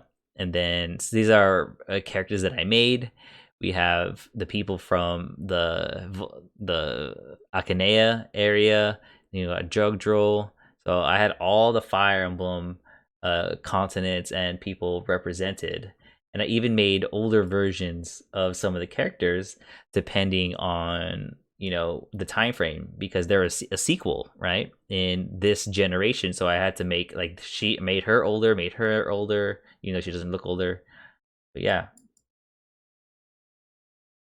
right. Then I had these guys, and then here are all the bosses, right? And I put them in order of when they were the boss. So like, here's chapter 1, 2, 3, 4, and you can see how all the bosses were there, right? Right here. This is all how the bosses were planned on being. And boom, there you go, the bottom. Oh, spoiler, spoiler, spoiler. But yeah, so you can see how this, like I said, this is an order of when you see the bosses. Right here. So you got, so here's the Sephiroth one, Magus. Right? So that's it. And then yeah, so these are the just random NPCs that I had in this game. Yeah, you can see Batman. I even made the Spider-Man one. I had freaking Sailor Moon. Yeah, some of these are some of my friends. Oh, dude, I even had freaking Avatar Aang. And oh, right here, someone made this for me because they knew I was a Laker fan, and they made a Laker version of my character with a jersey and everything. I thought that was pretty awesome. Yeah, I was super into Avatar at the time, so I had to make an Avatar one. So yeah, that's like a lot of the characters. So like I said, like you're asking how many hours. So a lot of the hours weren't even in the actual just coding. There's so many prep hours going into this, right? So I got all the graphics done, and it's not even those graphics. You have to get these battle sprites in as well. Open with paint. Right? So you even have these. You can see where I'm getting all the characters, and I had the palettes even set, right? And I think I got that one from above earlier, and you can see how I had, okay, here's what the characters are gonna look like. See, I got Sid in here, and Sid had to be a wyvern and everything, so I got like the Sailor Moon one. But yeah.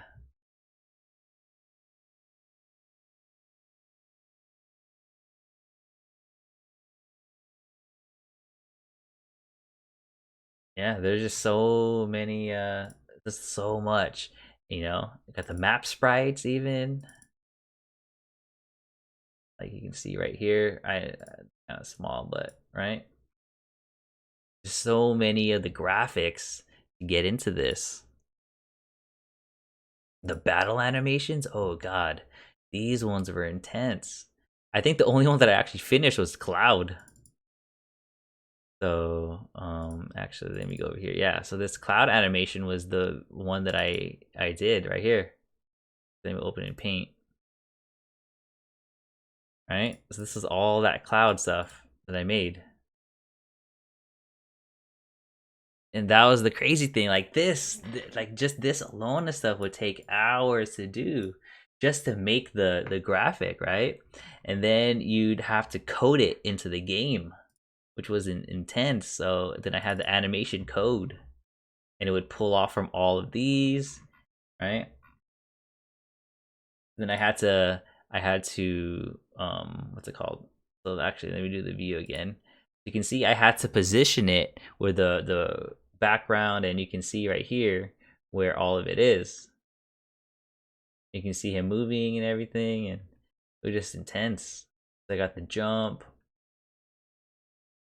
have him using magic, and I don't think you've seen this, but it's I actually have a YouTube video for this in the game. So yeah, you can just see how I have a bunch of these in here, and I never finished a lot of them. I think I got Sephiroth, but I never coded it into the game. Did I finish Sephiroth? Yeah, I think I kind of did. Sorta. That doesn't look as cool as I thought. I think this is just the regular Swordmaster version of Sephiroth. Let me see. Did I ever do a new one? Because that's not the one that I saw earlier. But how to become a math teacher? I this was like a different time in my life. I don't know. Being a game developer to me was never like a realistic possibility, I guess you could say. It always just seemed like a dream that I would never really get to. And I don't know, but it was hard. And there weren't really, I didn't know where to go to become a game developer, when I was going to school. And I really just was lost when I went to college. In high school, I always thought I did super well with, you know, academics. And then I went to college and I was like, oh God, what am I doing? I don't know what I'm doing here. And that was actually a lot of this game happened in the first 2 years. So that was my junior and senior year of high school. And then once I actually went to college, the production of this game, like, just kind of almost stopped because I was trying to figure out my life. What was I going to do? And then I kind of, towards the end, like 2010, I started working on it a little bit more. But at that point is when I kind of just said, you know what? I got to be an adult. I'm not a kid anymore. At that time, I was 20 years old. And I just said, I'm done. So, like I said, I think you missed it. This is almost exactly 10 years ago. The very last date on this was February, or not February. I don't know why I said February. May 8th, 2010. So in 2 days, the last time I worked on it was going to be 10 years ago. And yeah, like, there's just so much coding into it. I don't think you saw the events and how it worked, but just that chapter that you came in on. Let me see if I can go to that chapter on chapter right here. So the events on chapter 1, right? That's all that chapter 1. I don't know if you can see it, but yeah, this is all the coding that I did for that one chapter.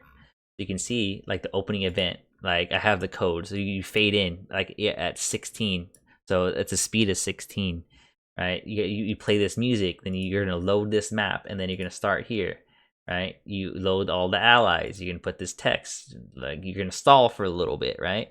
So you have a bunch of just things in here. Right here, see, you got the fight. This is the fight between Grail and the Soldier, where he automatically criticaled.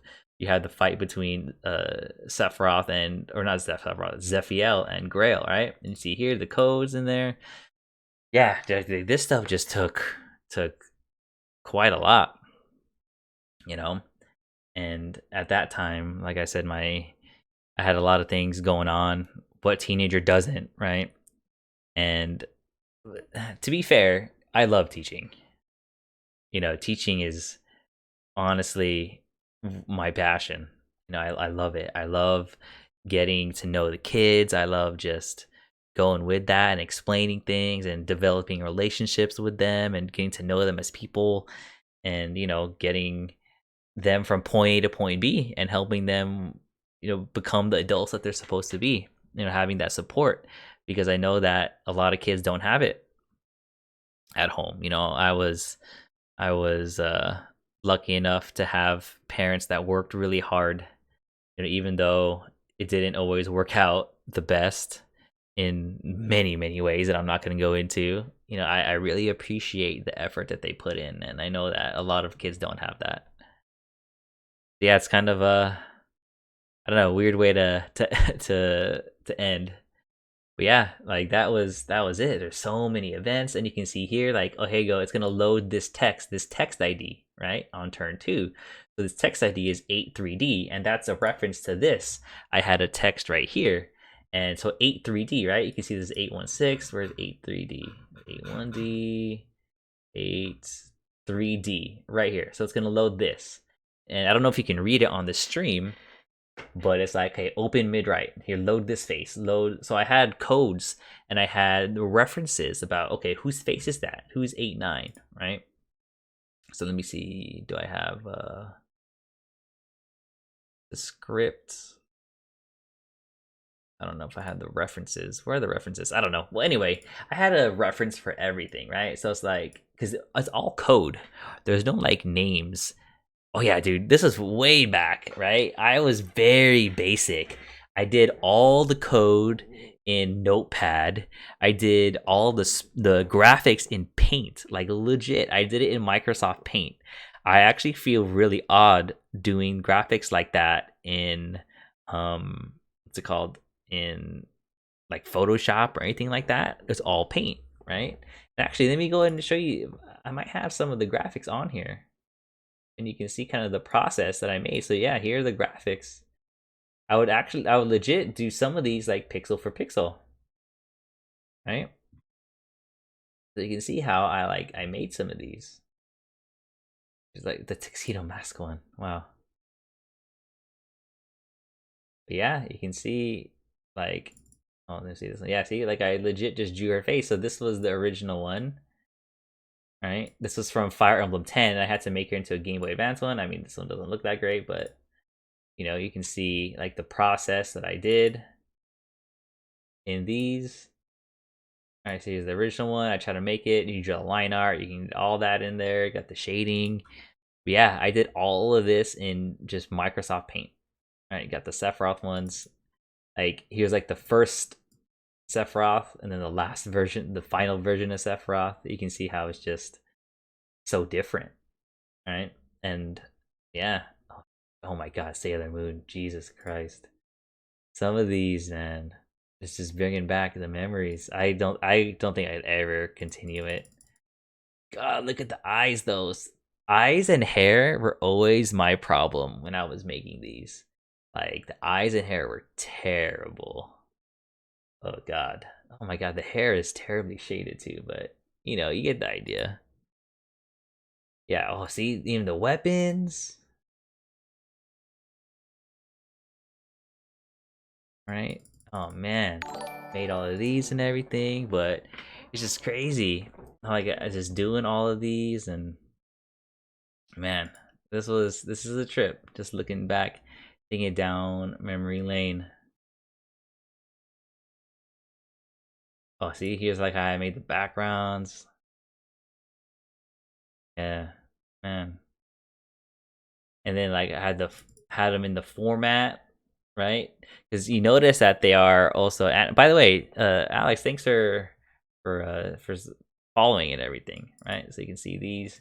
This is the format that I had the game read it in, right? So you can see how I have the original face. I got the blinking stuff. I got them talking, smiling, and whatnot.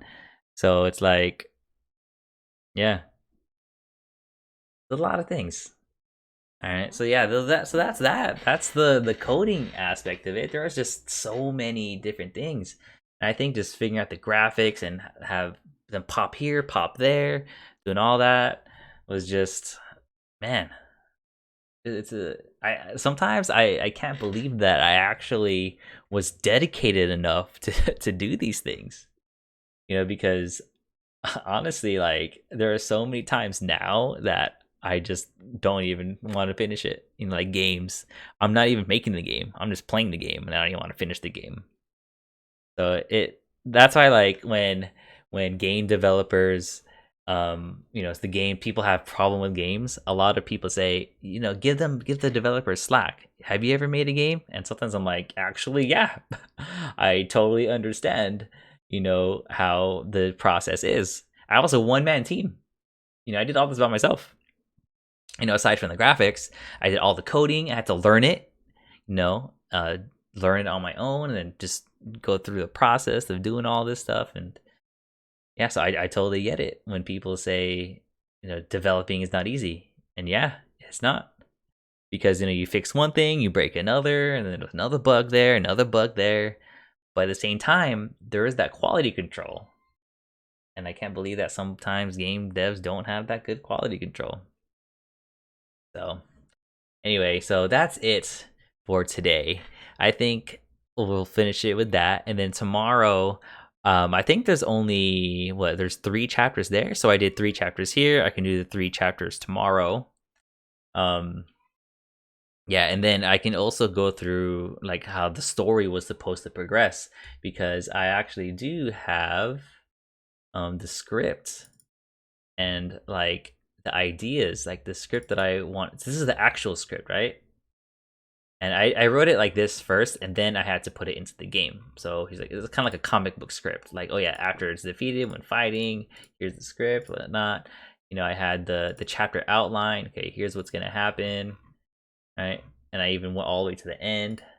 I had all my ideas like that, right? And I had like secrets. What would be some secrets, alternate ending, and everything. So yeah, this was quite a trip going down memory lane.